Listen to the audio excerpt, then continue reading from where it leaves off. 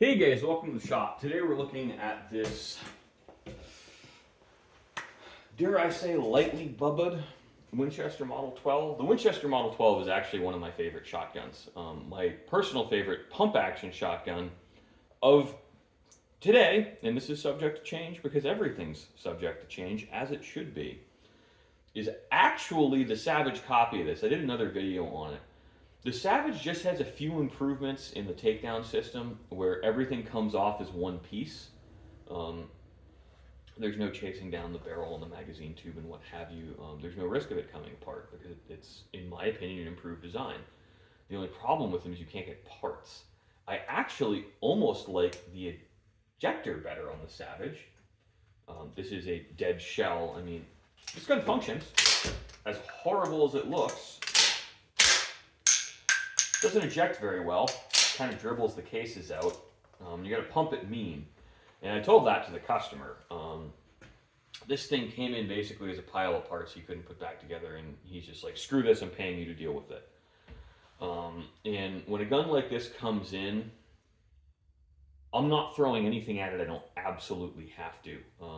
If this were my shotgun, what I would tell him to do is, hey, let's find you a new barrel and a new stock because there's pretty bad pitting in the barrel.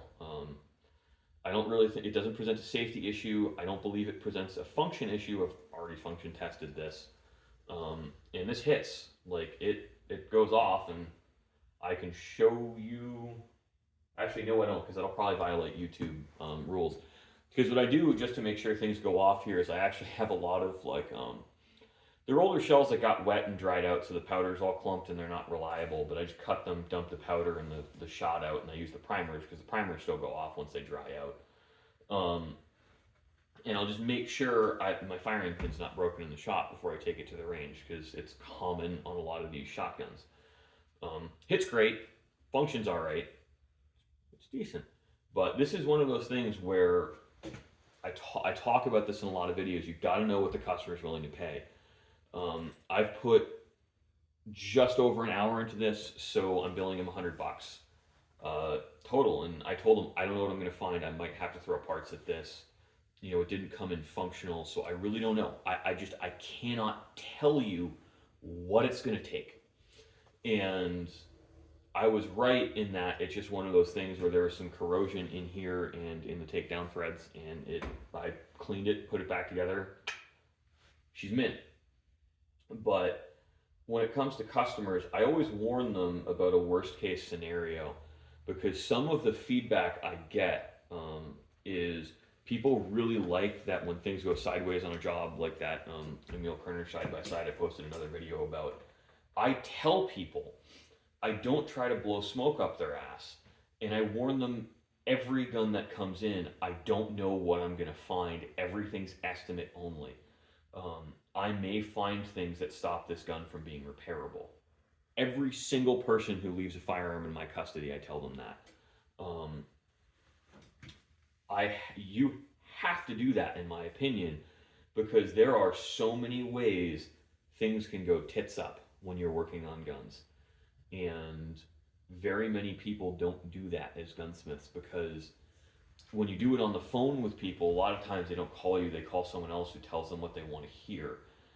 I don't do that because I front load my weed out on customers, because I don't want to have abandoned guns. I don't want to have conflict with customers on the pickup. I want them to be happy through and through. So the way I do it, I lay out all of the negative possibilities on the front and solves most of my problems. So this customer's really happy that it's just $100, because he understood the possibility I may find things that are worse than what's here. Because I won't really know until I spend time with it. I found some little things like there's some goo and shmoo inside the slide stop. There's a little bit of wear on it, so if you press it with the gun pointed up, it doesn't, you need to push the pump to bring it back into battery because that spring's kind of weak. It still functions, and as long as you're aware of that, it doesn't present a safety issue. And in all honesty, I'm not even sure I could 100% fix that, just because the mating surfaces on everything are so worn. So unless I fire up the parts cannon, I may not resolve that. And customers okay with that. Now, if I get approval, which I'm hoping to do, to go through this with a fine tooth comb and make it perfect, I'd really like to do that.